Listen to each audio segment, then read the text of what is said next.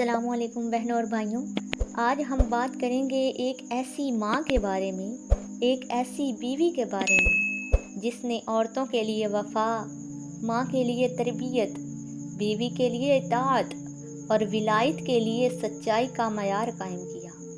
مدینہ کی گلیوں میں آج بھی ایک ماں کی آہٹ گونجتی ہے جس نے اپنے بیٹوں کو حسین پر قربان کر کے بھی ماتم صرف حسین کا کیا۔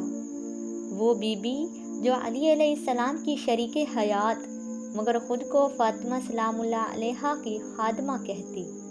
وہ ماں جنہوں نے 4 بیٹے دیے مگر نظر صرف حسین کے قافلے پر رکھی۔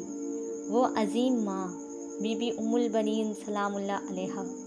بی بی ام البنین سلام اللہ علیہا کا اصل نام فاطمہ بنت حزام بن خالد الکلابیہ تھا۔ آپ کا تعلق قبیلہ بنی کلاب سے تھا، ایک بہادر، وفادار اور شجاع قبیلہ۔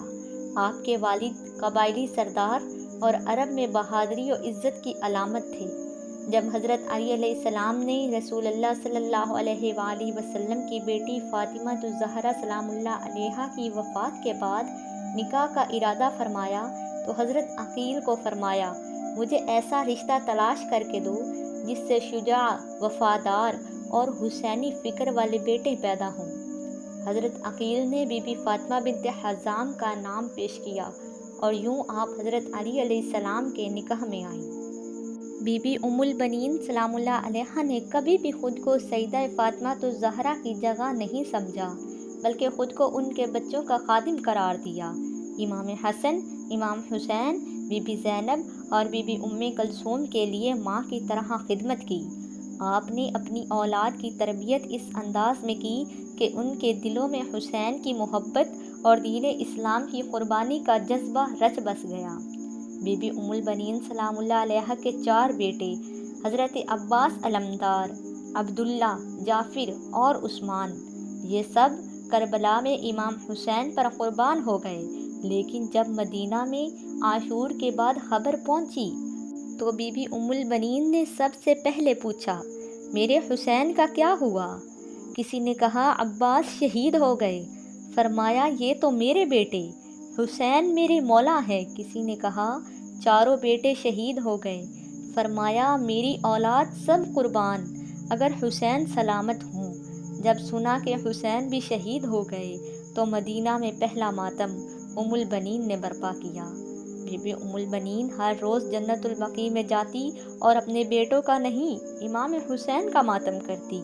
انہوں نے مدینہ میں عزاداری کا وہ سلسلہ شروع کیا جو رہتی دنیا تک جاری ہے۔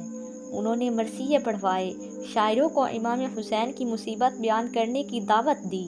ان کا یہ طرز عزاداری آج بھی اہل بیت کے چاہنے والوں کے لیے مشعل راہ ہے۔ اہل تشیع کے نزدیک بی بی ام البنین کا مقام بہت بلند ہے۔ وہ سیدہ زہرا کی خادمہ، وہ حضرت علی کی وفادار زوجہ، حضرت عباس جیسے وفادار بیٹے کی ماں بنی، امام حسین کی قربانی میں برابر شریک رہی اور امام سجاد کے بعد کربلا کا پیغام مدینہ تک پہنچایا۔ علماء فرماتے ہیں کہ اگر کسی کے دل میں حاجت ہو تو بی بی ام البنین کے صدقے مانگے، ان کی ماں ہونے کا واسطہ دے۔ ایک دن کسی نے بی بی ام البنین سلام اللہ علیہا سے کہا، بی بی آپ کے بیٹے عباس کے دونوں بازو کٹ گئے، ہمیں یقین نہیں آتا۔ بی بی نے رو کر فرمایا، مجھے بھی یقین نہیں آیا، عباس کے بازو کیسے کٹ سکتے ہیں؟